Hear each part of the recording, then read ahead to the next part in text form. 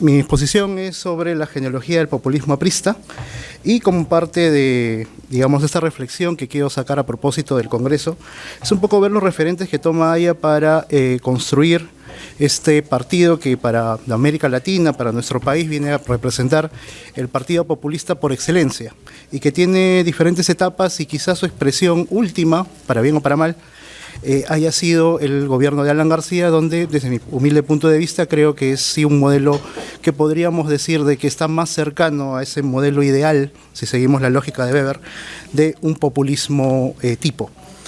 Dentro de lo que es esta genealogía del populismo aprista, o cómo va tomando la configuración en que finalmente va a dotar a Haya para tener su partido, para darle forma, es esta vinculación que hay, digamos, entre lo que la historiografía ha considerado una línea de desarrollo dentro del populismo, que podremos rastrear desde Nicolás de Piérola, Billinghurst, Haya de la Torre, pero que ha sido una serie de diferentes protagonistas o diferentes presidentes, y quizás por eso el populismo es uno de los conceptos más recurrentes y problemáticos de las ciencias sociales y la politología, dado que a lo largo del tiempo hemos circunscrito dentro del término populismo a una gama muy diferente de situaciones políticas y contextos.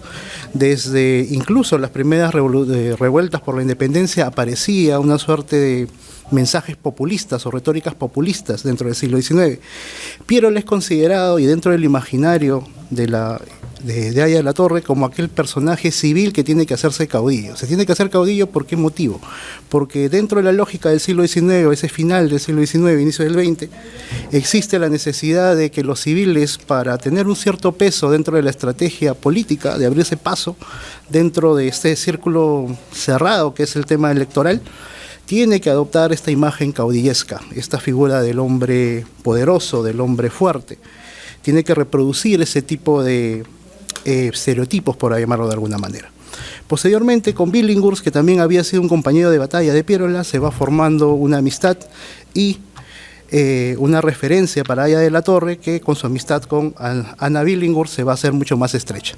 De hecho, en buena parte de sus discursos va a referirse en buenos términos, sin irnos muy lejos, la modificación que hace de su famoso eslogan de campaña, de pan con libertad, viene a ser una derivación precisamente del pan grande de Billinghurst, solo que contextualizado y puesto dentro de una lógica mucho más vinculada a los movimientos de masas, a una población cada vez más emergente. En ese sentido, esos son los elementos, digamos, que considero para establecer una línea de referencias que van dotando al partido aprista de esa suerte de mística, de militancia, de elementos caudillistas, personalistas, que Haya de la Torre va a incluir finalmente dentro de su esquema, tanto como por una necesidad en términos políticos, como por una genuina admiración que siente por este tipo de prácticas. Hay que considerar también que tanto desde mi punto de vista, Piérola, Billinghurst y Haya van a participar dentro de lo que se denomina sistemas electorales cerrados, ¿no? Un término que señala Waldo Ansaldi y Verónica Giordano. Cuando nos referimos a eso, nos referimos a que hay un sistema que es excluyente de otros tipos de actores. Y curiosamente el partido aprista también dentro de su conformación, y eso también me permito citar al profesor Zapata en su libro precisamente sobre las derechas, cuando relaciona al partido aprista como la derecha disfrazada de izquierda, porque dentro de este esquema cerrado dominado por la derecha tiene que tomar un tipo de ropajes que le permita competir dentro del nuevo panorama político. En ese sentido, y digamos trayéndolo un poco a lo que llama Alberto Vergara en este texto sobre la danza hostil, cuando él habla de élites periféricas o élites regionales periféricas, subalternas, en el sentido de que si bien son reconocidos dentro de su espacio regional, no tienen una capacidad para entrar en la política, porque tienen un circuito cerrado por otro tipo de élites. Que son más hegemónicas, pese a que forman parte, podríamos decirlo, una suerte de parientes pobres de esta élite más apoderada, más encumbrada, y es precisamente el caso de la militancia aprista y de Haya de la Torre, que sin ser de la élite económica, política de ese momento, sí es parte integrante de estos grupos, de un punto subalterno, y para abrirse paso tiene que recurrir a otro tipo de actores, articular, como llama Laclau, las demandas populares y ser su vocero dentro de este sistema cerrado. Creo que iguales circunstancias se dan para la aparición de Piérola y Billinghurst, donde tienen que adoptar la representación del artesanado, tienen que gradualmente vincularse a estos grupos comerciantes para poder construir un discurso que, apelando a su emotividad, a su liderazgo, comienza a cumplir una promesa republicana, si hablamos en términos de Basadre, de ciudadanía inconclusa o de esta expansión de derechos.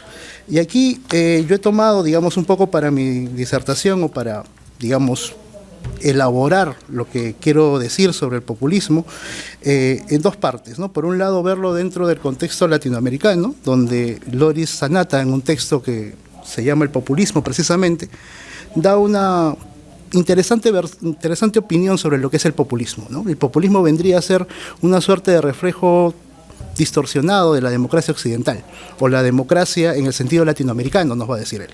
Ya que no hay una sociedad civil ni un interés genuino de la élite dirigente o la élite política para dotar de los derechos ciudadanos, el populismo aparece como ese mecanismo, esa fuerza que intenta de mantener las cosas como están, dar una válvula de escape para que las tensiones se disuelvan y pueda mantenerse la estructura primigenia. En cierta manera, Laclau, ya en este texto La razón populista, hace para mí un interesante cuestionamiento, ¿no? Laclau parte de una pregunta fundamental desde mi punto de vista, ¿no? ¿Por qué la ampliación de derechos ciudadanos solo es posible en regímenes de corte populista? Y bueno, eso creo que es una experiencia compartida con toda Latinoamérica, de que ha sido la aparición esporádica de este tipo de representaciones políticas populistas, las que han ampliado de derechos, y es una pena para los gobiernos civiles que no haya sido pues por iniciativa propia ampliar los derechos, sino hayamos tenido que tener autoritarismos, populismos, dictaduras que se han encargado precisamente de hacer extensivo ese ideal ciudadano. Y bueno, es penoso, pero es la realidad no solamente de nuestro país, sino también de la experiencia argentina, por ejemplo, que por motivos de un curso que dicto en la universidad, he tenido que familiarizarme un poco más, y bueno, la experiencia del irigoyenismo creo que es bastante representativo al respecto, sobre que es una promesa en cierta manera incumplida de los regímenes civiles, y son precisamente los regímenes autoritarios, dictatoriales, militares, que cuentan con cierta legitimidad producto del periodo de la independencia, los que finalmente pueden hacer esa ampliación de derechos, más como un espíritu reformista que como un espíritu liberal o de ampliación de derechos per se. De esta perspectiva, herederos de una tradición caudillista de los orígenes de la República, la sociedad peruana está marcada por la aparición de este tipo de líderes, de gran arrastre popular, que con una retórica mesiánica y un manifiesto desprecio por los mecanismos de intermediación política institucionalizadas, remecieron la política nacional y apuntaron los reflectores del interés académico hacia su accionar, en desmedro de procesos de movilización social, coyunturas económicas y el juego de poder de los actores políticos.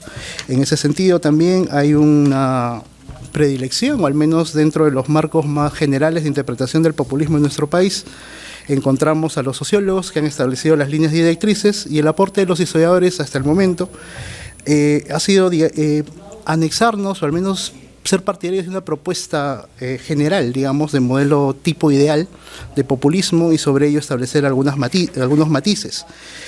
Dentro de las variantes que podemos detectar del populismo, y para hacer un derroteo rápido, digamos, cuál es el escenario para definir o establecer esta genealogía del populismo, Steve Stein nos va a decir que Nicolás de Piérola es un protopopulista, y de hecho es el término que adopto para esta ponencia.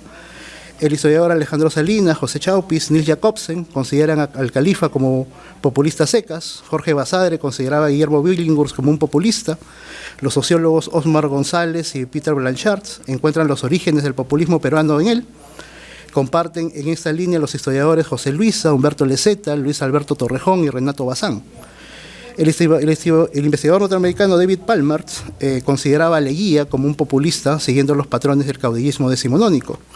Esta idea la comparte también el profesor Augusto Ruiz de Ceballos, que dirá que se encuentran en Leguía los atisbos del Estado populista y se pueden hallar las raíces históricas y sociales de las ofertas programáticas de los principales movimientos políticos del siglo XX, ¿no? Que serán el APRA, la democracia cristiana, la Acción Popular y las izquierdas. Para la década del 30, Steve Stein y el sociólogo Manuel Castillo se refieren a la propuesta política de Sánchez Cerro como el populismo de derechas o el populismo fascista, un tipo de populismo autoritario, conservador. Alfonso Quirós, Pablo Drinot comparten esta posición. El APRA, para la mayoría de estudiosos, es un partido populista, para algunos es el Partido Populista de América. El historiador Emilio Iván Candela Jiménez se encuentra en el gobierno de Benavides prácticas populistas, tanto en el uso retórico de sus mensajes, así como en la política progre de su gobierno. En esta línea, Drinot ha resaltado aspectos de la política social también de Benavides, especialmente su política de vivienda y con la creación de comedores populares durante su periodo de gobierno. Sinesio López, entre otros investigadores, consideran a Odría como uno de los populistas. Existe casi cierto consenso en cuanto a designar al menos la primera parte del gobierno de Velasco como populista. Los autores peruanos que más han desarrollado esta postura son Julio Kotler, Quijano, Nicolás Lynch, Sinesio López. Y el análisis negativo del populismo político y económico se inicia con el señor García, donde quizás las líneas directrices de esta crítica han estado a cargo de Elian Cardoso, y de Ana Helwech, siguiendo en el caso peruano con Carlos Boloña, John Crabtree y Henry Pease, Cynthia Sampo, Romeo Grompone, John Crabtree, entre otros investigadores de formación norteamericana, entienden la política de la dictadura de Alberto Fujimori como neopopulista. Y finalmente, ya para el contexto del etnocacerismo, textos de María Alvarado y de Iván Mendieta, que inciden sobre la adopción de este neopopulismo por el etnocacerismo, ¿no? Un panorama bastante diverso y, como señalaba al inicio, que crea cierta confusión cuando nos referimos a lo que es el populismo o qué podemos determinar de él. Lo cierto es de que, pese a su complejidad, considero que hay al menos tres elementos que lo distinguen. En ese sentido, esta articulación de demandas que señala Laclau, cuando dentro de los grupos que están padeciendo la modernidad o no tienen una ciudadanía completa, articulan las demandas dentro de estas élites periféricas, por llamarlo de alguna manera, que emergen y toman su representación.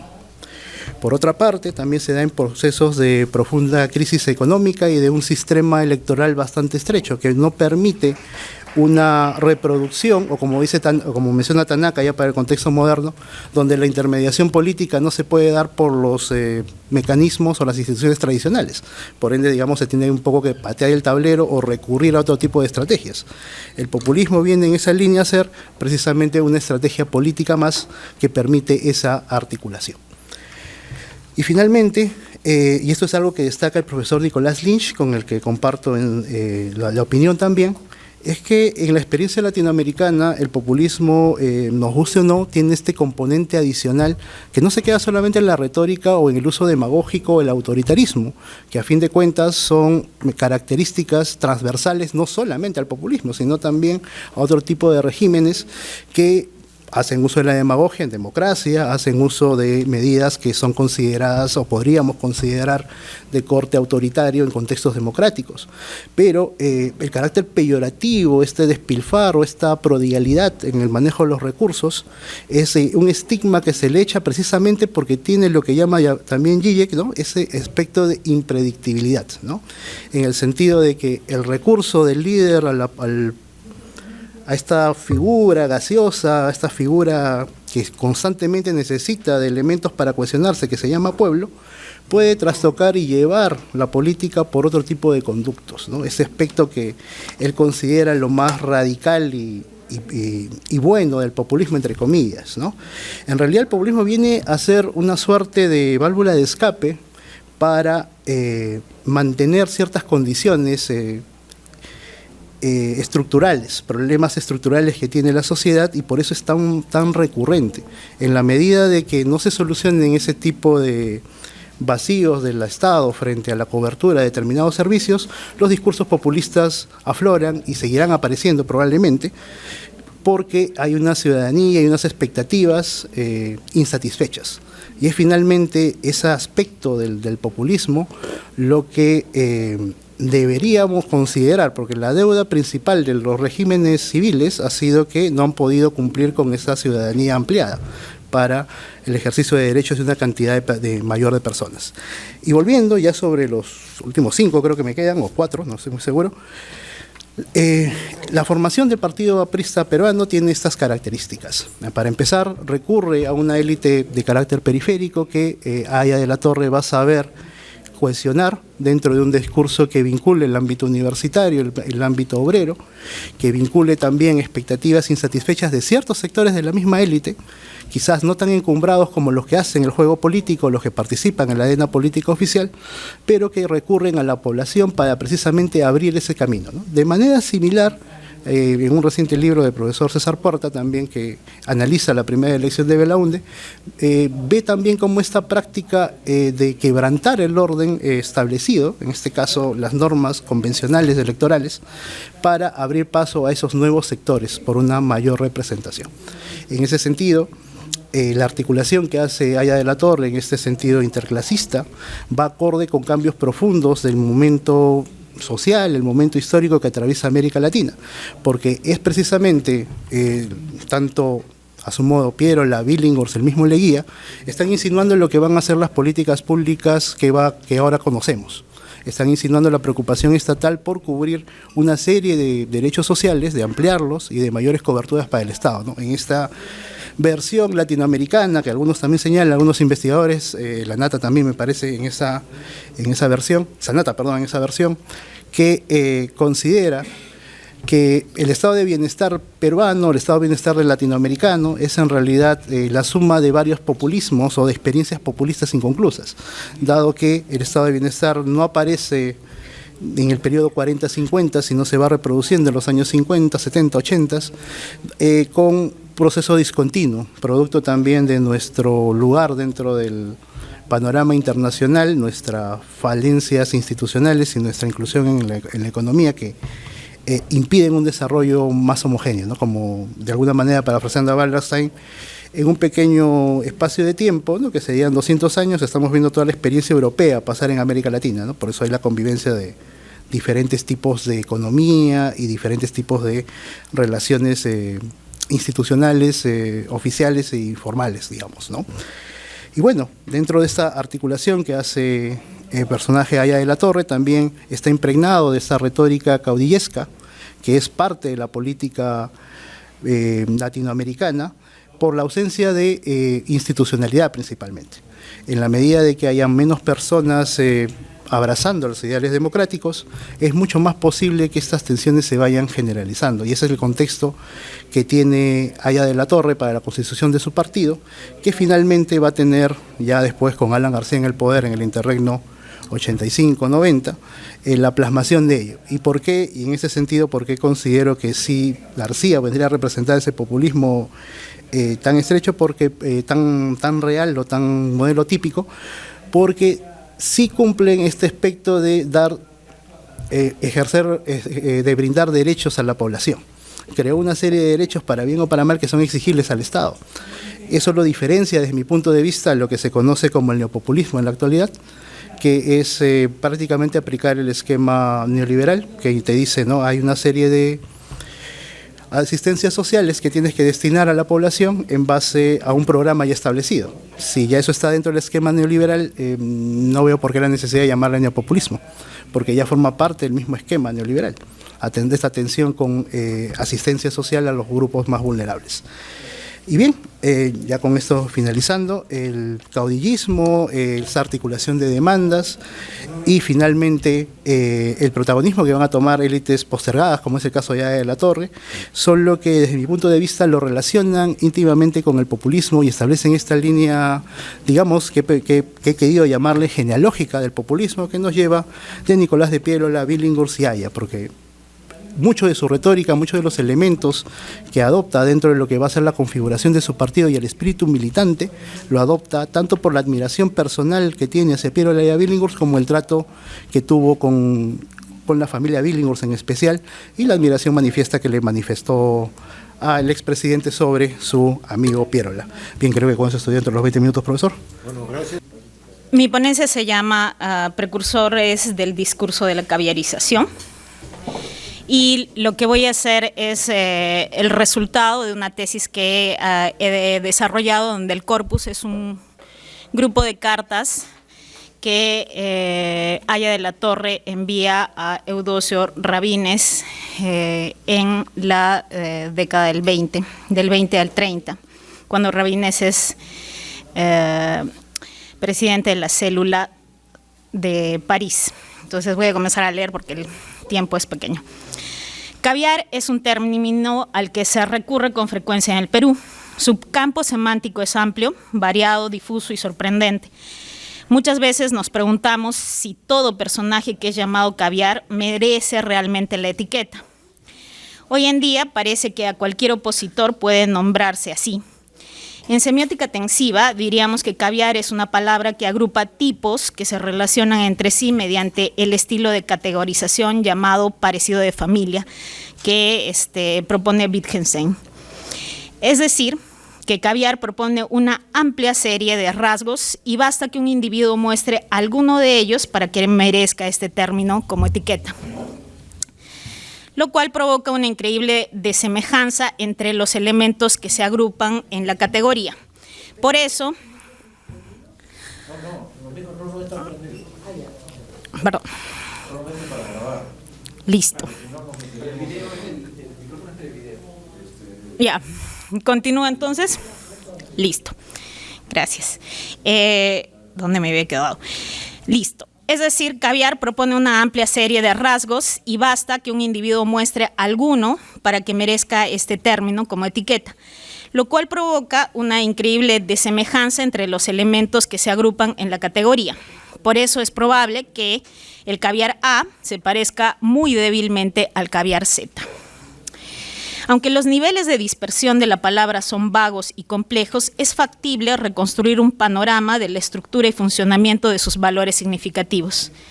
Ante dicha tarea, planteo que fue en el espacio de formación del APRA donde se desarrollaron y fortalecieron sus líneas significativas primigenias.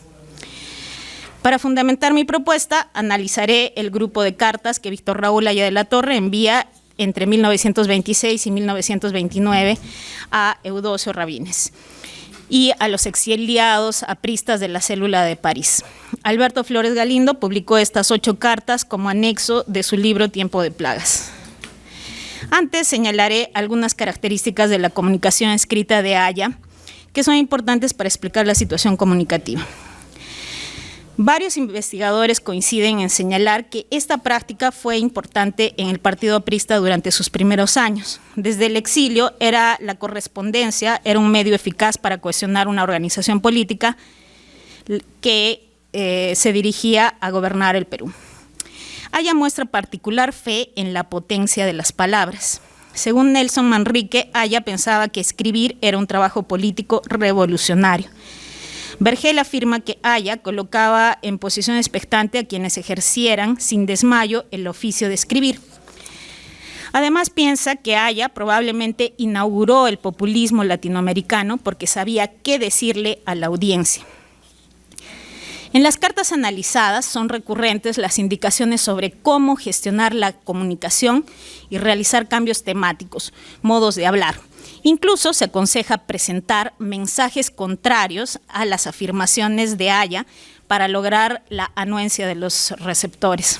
Por ejemplo, al mismo tiempo que se plantea que el APRA se convierta en un ejército rojo, se recomienda a los exiliados que al dirigirse a un grupo de jóvenes, cito, no usen vocabulario tremebundo de revolucionarismo adjetival y mariateísta. Es necesario observar que Aya, el escritor de cartas, presenta diferencias frente al Aya oral.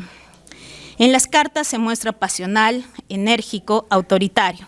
Eudosio Rabines señala que al conocerlo en París no encuentra el estilo autoritario con que habla en la correspondencia. Rabines habla sobre Aya y dice lo siguiente: mi impresión sobre Aya es magnífica. Es distinto absolutamente del que se refleja en sus cartas duras, autoritarias, oscuras. Esta es una comunicación personal citada por Vergel. La versión de Luis Heysen es parecida. Sostiene que Aya es un hombre fundamentalmente oral, cuando Aya habla, carece por completo de la acritud. Las cartas son, en mi concepto, el más serio enemigo que Aya ha encontrado ahora. Le he oído hablar con cordura de Mariátegui. Comunicación personal, también citada en Vergel. Esta discordancia llama la atención, pues por lo general sucede lo contrario. Es más fácil que uno hable sin pensar a que uno escriba sin pensar. Walter Ong afirmó que quizá fue la práctica escritural la que estimuló en el género humano cierta capacidad reflexiva que habría servido al desarrollo de la filosofía occidental.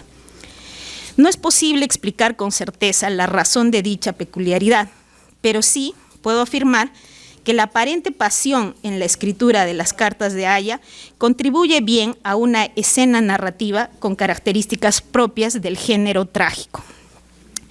Bakhtin plantea que en el uso de la lengua los hablantes recurrimos a tipos relativamente estables de enunciados, que pueden ser clasificados en diversos géneros discursivos. Entonces, es probable que Aya recurriera a los tipos trágicos clásicos, que asimismo pueden hallarse en los discursos de la caviarización en el Perú. Aristóteles definió la tragedia como un género que imita la realidad, pero presentando personajes mejores de lo que son en realidad los seres humanos comunes, lo que provoca en los receptores emociones tales como la piedad y el temor ante el infortunio de los héroes. Williams vio que la tragedia se relaciona con la idea de la revolución, la lucha, y por eso mantiene vigencia. Eagleton dice que la tragedia es un género de tono portentoso y solemne que abordó desde sus orígenes el gran tema del sufrimiento y al mismo tiempo las contradicciones de la naturaleza humana. No es raro entonces que la política en general emplee a menudo los tipos culturales trágicos para construir su discurso. En la narrativa trágica que se establece en las cartas, Aya presenta una contienda con Mariátegui y los comunistas criollos, que según él, defienden lo falso e impiden que los exiliados sigan el camino para conseguir que el APRA gobierne. Aya de la Torre, que ha sido reconocido por sus talentos, se asigna el rol del héroe trágico que debe sacrificarse para que los exiliados recapaciten y elijan el camino correcto. La tragedia le es útil, ya que requiere la presencia estructural de un enemigo que daña al héroe y a su objetivo. Un enemigo contra el que se dirigen todas las fuerzas. Zizek dice que la figura del enemigo ha sido muy útil para los populismos. Así pues, se consigue que la causa de los problemas nunca sea el sistema como tal, sino el intruso que lo corrompe. Fin de cita. En la confrontación con Mariátegui, Mariátegui ocupa el rol del actante que hace daño, el que provoca las confusiones de los exiliados y quien, al fin y al cabo, es responsable del sacrificio del héroe. Cito: la campaña contra mí es inmensa. Mariátegui la empuja. Todos los datos anuncian que hay consigna terminante de Moscú de acabar conmigo. Carta de Aya de la Torre, de Berlín, 22 de marzo de 1929. En este relato trágico se instala lo que en términos narratológicos llamaríamos un antiprograma narrativo. El bienestar o malestar del héroe tiene una relación inversa con su antagonista, que es Mariátegui. Cito nuevamente una carta de Aya. Mariátegui no transigirá nunca porque es inválido, porque es cojo y porque es fantaseador. Yo sí transijo, que muera el PNP, pero que viva el APRA. Sin embargo, llama la atención que se señale al comunismo criollo y a Mariátegui como enemigo. Si pensamos en la importancia de un programa político para un partido, en realidad ellos podrían ser aliados y no enemigos, pues guardan coincidencias ideológicas. Lo contradictorio es que no suele tratarse como adversario ni a la oligarquía, ni a Leguía, ni al capitalismo internacional, que según el programa político serían oposiciones más radicales con el APRA. Este fenómeno es indicio de que el programa político del APRA no orientaba su toma de decisiones prácticas. En el escenario político me refiero. Identificar como enemigo a los sujetos parecidos al uno mismo o al nosotros da como resultado que la identidad se esencializa radicalmente, fijando diferencias excluyentes que para los otros son difíciles de alcanzar o negociar, incluso a pesar de las similitudes. Aya dice, la revolución la haremos nosotros y solo nosotros. Entonces, en las cartas, ser aprista es coincidir con una estricta forma de vida que por estar separada del programa político debe echar mano de factores como la moral, la clase, la etnia, para determinar una diferencia exclusiva. En su libro, En torno a lo político, Mouffe previene de los peligros de construir identidades esenciales sustentadas en términos de bien y de mal para la democracia y el pluralismo, pues con estas reglas del juego, el otro siempre debe ser segregado y no hay más salida que eliminarlo. Aquí es importante hacer un paralelo con el actual discurso de la caviarización. Cuando la derecha aplica el término caviar a algún adversario, lo hace sabiendo que entre ambos, entre el hablante, el enunciador y el acusado de caviar, hay alguna similitud. La misma clase social, la misma educación, la misma etnia, el mismo estatus. Incluso podrían ser similares lineamientos políticos como, por ejemplo, el pacto con el libre mercado al que se suman muchos personajes que actualmente son acusados de caviares. Así pues, en los usos de la derecha, el caviar, más que un falso izquierdista, es un sujeto que, perteneciendo al grupo del nosotros, adopta algún tipo de diferencia, una diferencia que se interpreta como radical y que al fin y al cabo hace que el parecido desaparezca. Así pues, la derecha o cierta derecha, consciente de su cercanía con el caviar, decide entablar con él una oposición radical que escapa al campo de lo político, mostrando la máxima incapacidad de cualquier totalitarismo para aceptar diferencias. Volviendo al APRA, Aya de la Torre considera que los enemigos se oponen a sus estrategias para tomar el poder. Aquí hay que notar que la oposición es contra la estrategia, no necesariamente contra los lineamientos del programa político. Hay dos tesis que Nelson Manrique califica como contradictorias, dos estrategias que Manrique piensa que son contradictorias en Aya. La primera es que Aya pide que el APRA se convierta en un grupo armado de características militares y tome el poder por la fuerza. La segunda, que parece la más cercana a Aya, por lo menos con la que está más comprometido, es la propuesta de lanzar su candidatura para ser presidente del Perú. En la lectura de esta correspondencia se entiende que en este momento inicial la cúpula aprista no acepta de buena gana la última propuesta, porque la cultura de la izquierda a la que todavía pertenece el APRA desconfía de las estrategias de los partidos políticos tradicionales, que califica como organizaciones burguesas. Ante ello, las juventudes prefieren agruparse en ligas o asociaciones. Aya responde a estas dudas que los exiliados presentan, culpando a la falta de obediencia militar de los partidarios y responsabilizando a Mariátegui, a los intelectuales y a los falsos comunistas de provocar la confusión. Su violencia verbal se incrementa y llega a renunciar a la Secretaría General del APRA, bueno, por lo menos en la correspondencia. Dice lo siguiente: en esa hora quería yo inmolarme y así lo he hecho. Yo tenía que ser el teté de Turco. Lo he sido consciente y sonriente. Algunos de mis compañeros de México saben que yo hace justamente un año les anticipé sin alarde profético, como resultante lógica de estas crisis de gestación, mi alejamiento del puesto de directivo, de líder e inspirador. Fin de cita. Como se ve, Aya hace vaticinios mediante pautas del género trágico. Según él, su gran racionalidad y conocimiento de la naturaleza de las masas le permiten predecir las desgracias que se le avecinan. Lo cual muestra un parecido interesante con la tragedia del mito católico. Hace 2 años que dije y escribí que mi nombre era una ficha dentro del gran tablero aprista. Hemos jugado la ficha lo bastante y ahora la soplamos, como se dice en el juego de damas.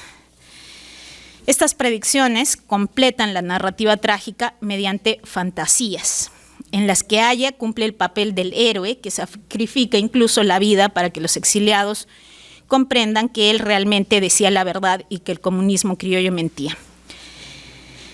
Cuando los exiliados apristas recapacitan, enmiendan el camino, se animan a entrar en la batalla final y logran el poder para el APRA. Eso es en la reconstrucción del relato de la correspondencia.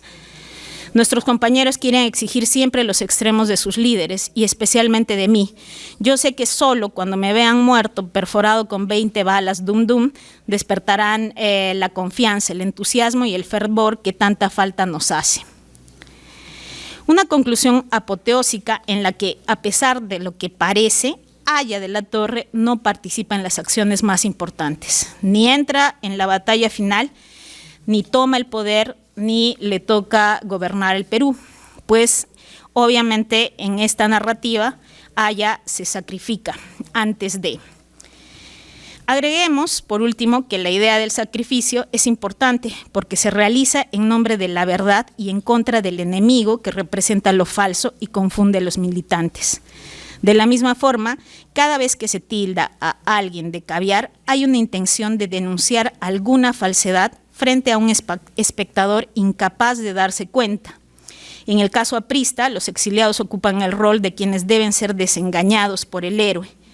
Al poner en duda su capacidad para distinguir entre el bien y el mal, se limita a en los partidarios el reconocimiento, se limita a los partidarios el rol de reconocimiento del sacrificio del líder y se fortalece el poder de Haya, al tiempo que se marca la debilidad de los otros dentro de la organización. Algunos puntos para abreviar. Lo que se ha encontrado respecto a este tema de la acción, he hecho un análisis, además, fuera del nivel narrativo, he hecho un análisis retórico, y las figuras retóricas que utiliza Haya de la Torre contra Mariátegui y el comunismo criollo son interesantes, pero también revelan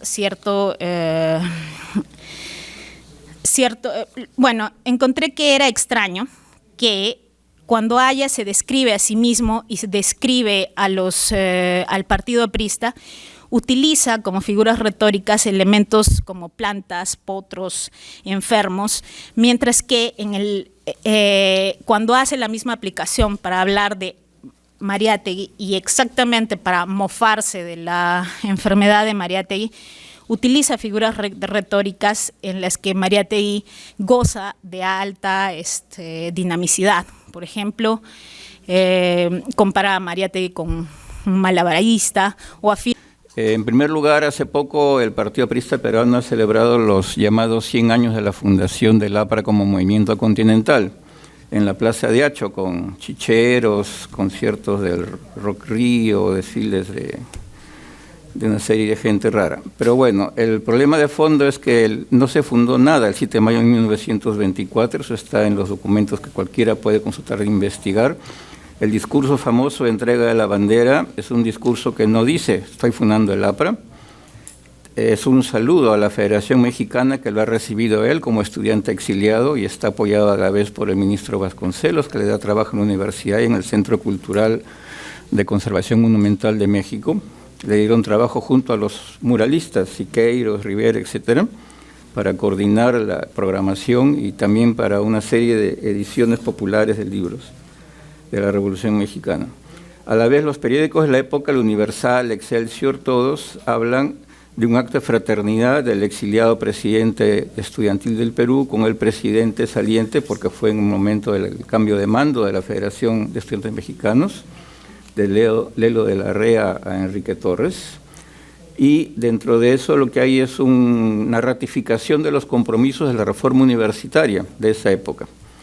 Junto con eso, la revista Claridad, la revista fundada por Haya de la Torre en Lima, la revista de la Universidad Popular González Prada y de la Federación Obrera de Lima, tampoco consigna la fundación del APRA, siendo ellos los que aparentemente serían integrantes del APRA apenas esta se fundó. La foto de la entrega de la bandera, que todos conocemos, aparece con un recuadro en una página muy interior de la revista, saludando que haya estado ahí en México haciendo eso ahí a la torre, pero no se dice para nada de ninguna bandera, ninguna Indoamérica, ningún programa de 5 puntos, ningún nuevo partido continental. Incluso la leyenda de la foto, si ustedes consultan claridad, dice el presidente de la Federación de Estudiantes de México, Enrique Torres, que no era Torres, era la Rey el que recibe la bandera, recibe allá de la torre la bandera roja de la nueva generación hispanoamericana. Además, la bandera en el discurso que hace allá de la torre dice: no queremos a nuestra América unida, sino también nuestra América justa, y dice: la bandera que yo os entrego, camaradas mexicanos, no presume originalidades recógnitas, es vuestro blasón vasconceliano de la Universidad de México hecho pendón. Y justamente la Universidad de México, no sé si pueden ver por allá, este es el escudo de la Universidad de México, aprobado por la Revolución Mexicana, por el ministro Vasconcelos en 1921, y que tiene exactamente todas las características de la famosa bandera adoptada por el APRA. Y sin embargo, esta leyenda mítica, que por supuesto tienen todo el derecho de defender a los apristas, y una vez polemicé sobre esto con un señor que se llama Eugenio Chan Rodríguez, y me dijo: ¿cuál es el problema? Que ustedes mienten, como acostumbran a hacerlo en muchas cosas. Uno se funda cuando le da la gana. Entonces, o sea, que usted no es Eugenio Chan Rodríguez. ¿Por qué me dices eso? Entonces, es típico, ¿no? Ahora, el tema de esta gente tiene que ver con otra dimensión. Ellos no valoran en toda su dimensión propiamente lo que significó allá de la torre en ese acto del 7 de mayo de 1924, que es que él primero era un hombre solo. Él no podía fundar un partido político solo. Era un exiliado con muy pocas semanas fuera. Había primero estado en Panamá, luego en Cuba, y de ahí había recibido la invitación de ir a México. Él había recibido $60 en el barco en que lo deportan el 9 de octubre y los rechazó. No tenía una moneda en el bolsillo, dependía por completo de la gente que lo recibía, pero era recibido con aclamaciones y comités porque ya era un personaje importante. Tras todo lo que había hecho con la Federación de Estudiantes, la jornada de 8 horas, la Universidad Popular González Prada, es recibido con grandes honores en La Habana, Cuba, por Julio Antonio Mella, quien lo hace apadrinar la fundación de la Universidad Popular José Martí, que es hermana y símil de la Universidad Popular González Prada de Lima. Y cuando llega a México es un personaje solo, pobre, pero prestigiado. Y esto es importante porque hay una relación estrecha entre lo que es el discurso antes de fundar ese partido, lo que es antes de que existe el APRA realmente, que es 2 años después, 1926, y lo que son los conceptos y el movimiento social que está representado por esa Federación de Estudiantes, que es muy importante. Entre 1918 y 1924, que es todo el movimiento de las reformas universitarias que están hermanadas en América Latina, empieza con el Cordobazo y siguen después pasando en el 19 por el Perú, está Chile en el 1921, etcétera. Hay una estrecha comunión de ideales, y esa comunión de ideales se oficializa a mediados de 1921, entre septiembre y octubre, que hay el primer Congreso Internacional de Federaciones Estudiantes Reformistas en México, muy importante, y donde se hace un especial saludo a la Universidad Peruana por haber fundado ese año la Universidad Popular González Prada, y donde hay una ratificación de todas las dirigencias estudiantiles en torno a 3 temas. Uno, el antiimperialismo.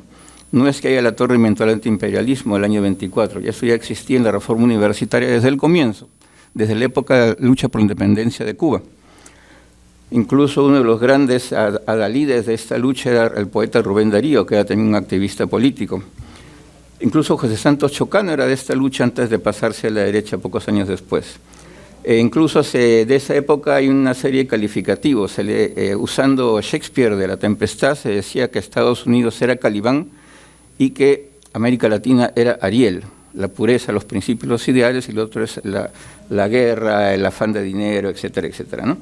Y estas ideas imperaban, eran importantes, había un peligro de actuación militar contra la Revolución Mexicana, había bloqueo marítimo de Estados Unidos en el Caribe, había una situación de semicolonialidad en la zona del Canal de Panamá y en Nicaragua, y estaba en carne viva el tema del antiimperialismo, incluso el peligro de tener que hacer acciones armadas, y eso se reflejó poco tiempo después con Sandino y Farabundo Martí, en Nicaragua y El Salvador. Entonces, un primer punto que era común, que era muy militado, muy trabajado, el antiimperialismo. El segundo tema era el indigenismo, las culturas aborígenes, el rescatar lo profundo, lo válido de lo que es América Latina, tanto lo negro como lo indio.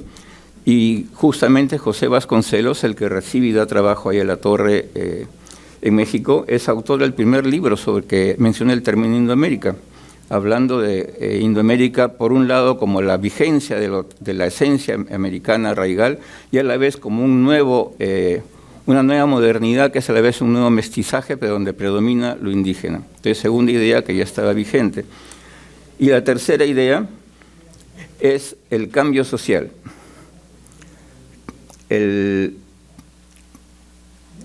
Con distintos matices ideológicos hay un punto en común en todas estas ferias estudiantiles, que es la lucha contra la explotación del hombre por el hombre y por una sociedad superior.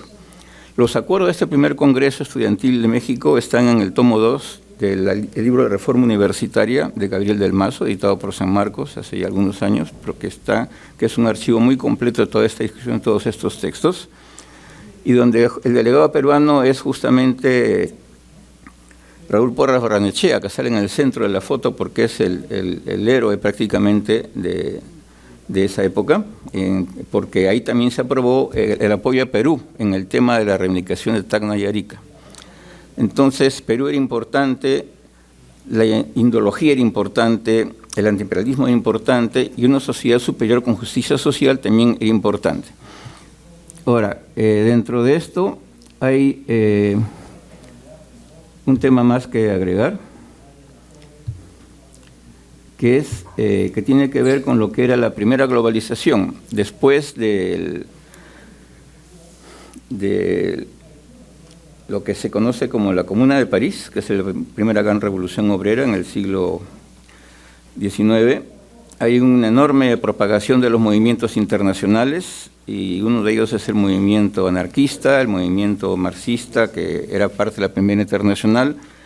Luego decaen estos movimientos, se funda la socialdemocracia, la Internacional Socialista, y hay un fenómeno interesante que tiene que ver mucho con América Latina, que tiene tres nombres. Uno es Alfredo Palacios, que es un dirigente socialista argentino. El otro es Henri Barbius, que es un dirigente francés, literato, fundador de las autoescuelas obreras y del movimiento que se llama la Revolución de los Espíritus, y la revista Clarté. Y otro tercer personaje que es Jean Jaurès, que es un dirigente socialista muy importante, muy productivo, un poco olvidado, y que ahora justamente después de muchas décadas, Jean Mélenchon, el dirigente del Nuevo Frente Popular francés, acaba de publicar con mucha fuerza un libro antológico sobre él, con prólogo de él. Pasa algo importante con esto. La reforma universitaria a veces la vemos como algo puramente peruano, o algo puramente argentino, o algo puramente chileno, y sin embargo hay un nexo importante que es el nexo socialista, y un activista importante era Alfredo Palacios, que vino muchas veces a Lima, se reunía con toda la gente, iba a todas partes, hablaba muchísimo, y en el primer número de Claridad de ahí de la Torre, si ustedes leen el editorial, hay un elogio y un deseo que venga pronto y vuelva este señor Alfredo Palacios, que era un señor muy gracioso, tenía un enorme bigote largo, melena, y usaba un enorme sombrero de ala, parecía un mosquetero. Y según me contó Luis Alberto Sánchez, cuando lo conoció en Argentina, se hacía llamar por la empleada porque ellos habían visto cómo era el movimiento de sus teléfonos, y contestaba: perdonen un ratito, Cuquita, ¿cómo estás? Gracias. Sí, te voy a ver, mi amor, 9 en punto de la noche. ¿Cómo no? Ya, pues sonaba otra vez el teléfono. Marisol, qué encantado de verte, ¿cómo te va, mi amor? ¿A qué hora has llegado? Así, estoy muy ocupado con unos alumnos, pero a las 11 en punto caigo por tu casa. Y todos eran llamadas de la empleada de la casa, que estaba en la cocina. Y era un señor así muy pintoresco. También hacía sus travesuras en Lima, con fiestero y esas cosas de tocar el bandoneón, cantar cosas criollas. Pero en fin, este señor muy influyente era un importante dirigente de la Internacional Socialista y era muy amigo de Jean Jaurès, lo llevó incluso a Argentina, Uruguay y Brasil en 1911, y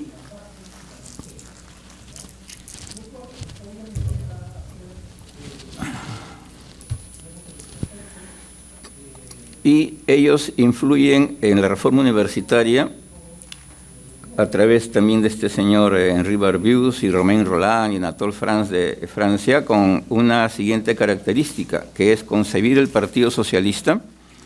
Dicho sea de paso, Jean Jaurès funda a comienzos del siglo un partido socialista francés, pero que no es un partido socialista normal, sino se hace llamar SFIO, Sección Française del International Ouvrier, Sección Francesa del Internacional Obrera, y este es una cosa muy peculiar, porque la Internacional Obrera es la Internacional de Marx, la primera que se fundó. Entonces él se consideraba sección francesa de esa internacional, no la Internacional Socialdemócrata ni la anarquista, y su partido era llamado Partido de Frente Único, socialista de Frente Único, un partido que admitía distintas tendencias. Había anarquistas, había comunistas, que eran pocos en ese momento, en 1911, había socialistas sin partido y todo tipo de movimientos que se unían en torno a una serie de principios básicos que era lo que él llamaba el programa mínimo.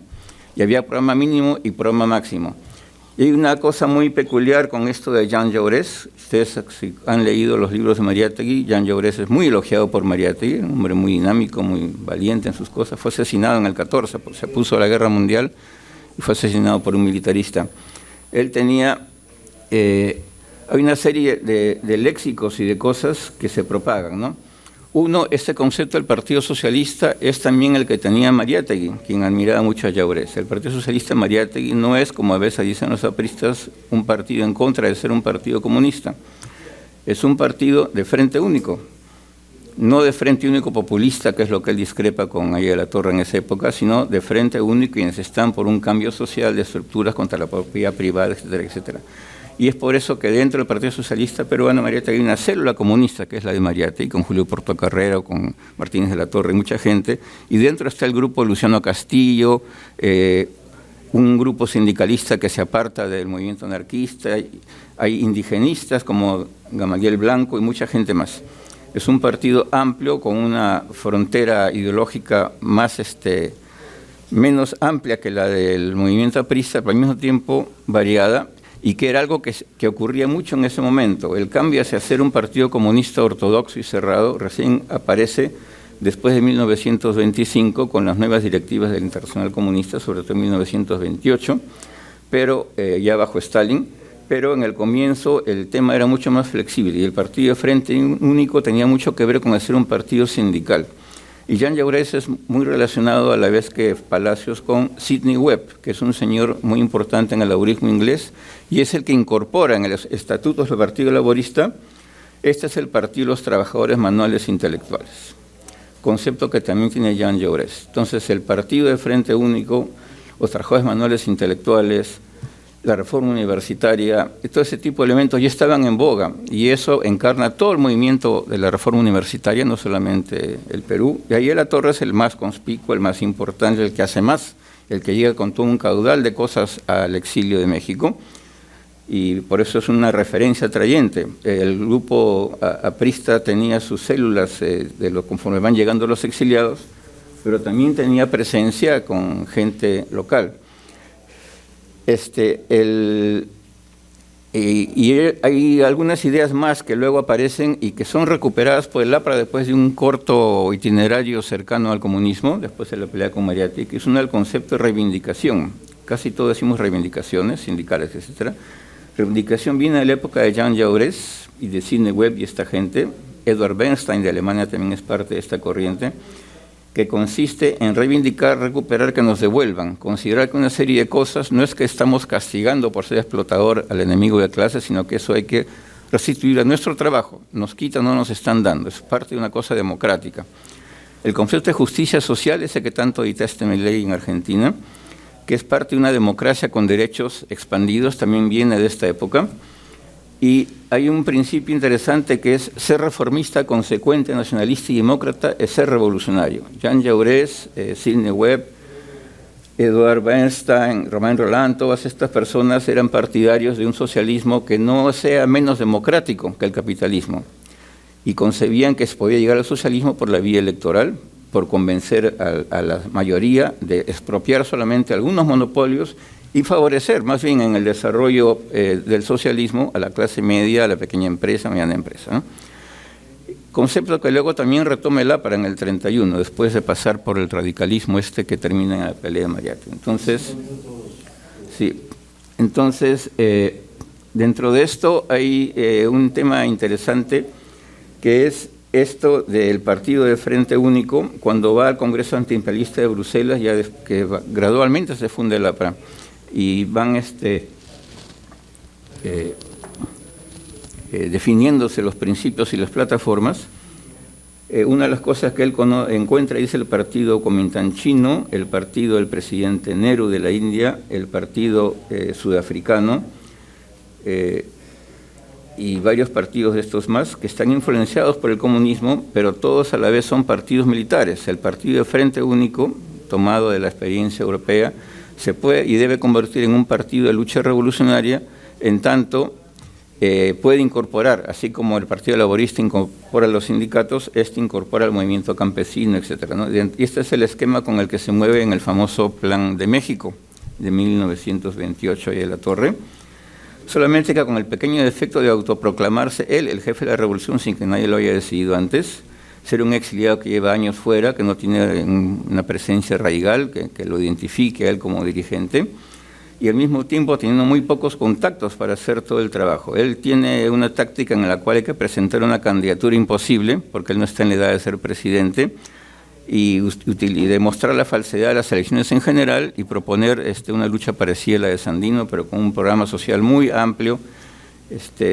que habla de nacionalismo, etcétera. Y dice él que este programa es comunista sin decir que es comunista, lo cual tiene en parte razón, en parte no, pero el fondo es qué tipo de partido, qué tipo de frente, qué tipo de gente, y al ser un programa que demasiado baja la guardia en torno al tema de los trabajadores y da mucha importancia a lo que es las clases medias, todo termina yendo hacia lo que está más allá, ¿no? Es parecido a la ley de física. Si están caminando gente con distinta capacidad de locomoción en fila y ponen al que camina más lento delante, todos caminan lento como consecuencia de eso, ¿no? Es para más o menos así. Ponemos nuestro programa que hay que hacer mucho para las clases medias, cuidarnos mucho de todos ellos.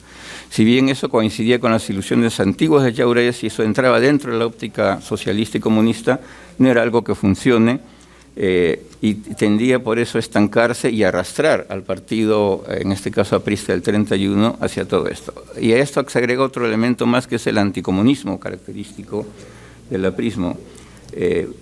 A la vez que hay una eterna tolerancia hacia los otros movimientos reformistas, socialistas, etcétera, hay una eterna convicción contra el comunismo después de la muerte de Mariátegui, sobre todo con Rabines, y Rabines había sido además aprista, y es el que casi consigue destruir el APRA en las cartas estas, ¿no? Hay un tema importante que tiene que ver ahí, que es que hay una constante a lo largo de la historia del APRA en que el peor enemigo de la democracia es el comunismo, incluso así no esté organizado ni haga política, y que la Unión Soviética es peor que el imperialismo yanqui. Y entonces cambian el concepto contra el imperialismo yanqui, el punto 1, a contra todo imperialismo, entendido como imperialismo soviético. Y lo peor de todo, y que redujo las posibilidades de ser un partido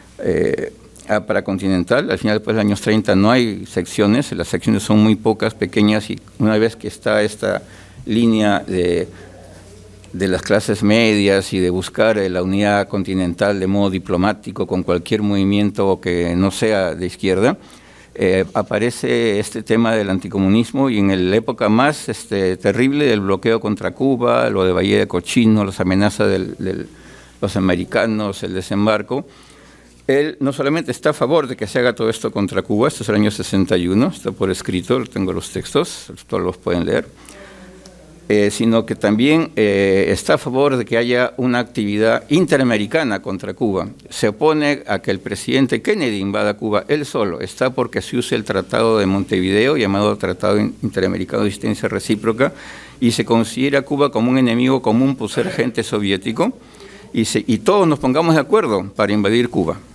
Y hubiera sido muy gracioso ver a la bandera indoamericana en la playa de Cuba con la bandera norteamericana juntas en una playa llena de muertos, diciendo viva Washington, ¿no? Por suerte nos salvamos de eso. Pero eso es básicamente el tema. El aprismo tiene una trayectoria interesante desde el punto de vista de crear, defender, organizar reformas y reivindicaciones sociales dentro de una continuación de esto que es el socialismo y el laborismo europeo. Incorpora el tema del nacionalismo chino, pero constantemente ha estado bajando la guardia al servicio del pacto con quienes no lo quieren y en contra del resto de la izquierda, dividiendo al sindicalismo, la matonería que todos conocemos, etcétera. Y una de las cosas más graves de todo esto es justamente la convivencia, el apoyo a Prado, el pacto con Odría, etcétera. Y una cosa, con esto termino, muy característica, es que en 1967 al 68, antes del golpe militar de Velasco, el único partido que defendía y formó la superconvivencia era el APRA. La Acción Popular se dividió, querían la vacancia de Belaúnde. Hasta los odristas se salieron de la alianza con el APRA, pedían la vacancia de Belaúnde. Se le acusaba de una serie de cosas terribles que tienen que ver incluso con la página 11. ¿Quiénes defendieron la página 11? El APRA. ¿Quiénes dieron poderes especiales para que se mantenga Belaúnde 68? El APRA. ¿Quiénes estuvieron con Belaúnde en la IPC, exhibiendo el acuerdo y firmándolo con Estados Unidos? Andrés Townsend, Prialé y Cox. Y digamos, esa es más o menos la trayectoria, ¿no? Igual en la Constituyente, quienes se opusieron a que se dé la libertad de prensa, tuvimos que hacer muchos huelga de hambre para que se mantenga la libertad de prensa en la Constituyente. El APRA se opuso. Y luego tenemos el giro terrible de lo que significa largada de caballos, parada de borricos de Alan García, pero eso es otra historia, ¿no? Entonces, lo que hay en el APRA es pragmatismo, consignas y movimientos en los cuales el tema principal ha sido siempre llegar al poder, al precio que sea, construir siempre un discurso que más o menos recupera todo y de alguna manera lo pone en el rompecabezas, pero no como Jean Jaurès al servicio de un cambio social masivo, sino al servicio del compromiso, el statu quo y permanecer siendo parte del poder toda la vida. Gracias.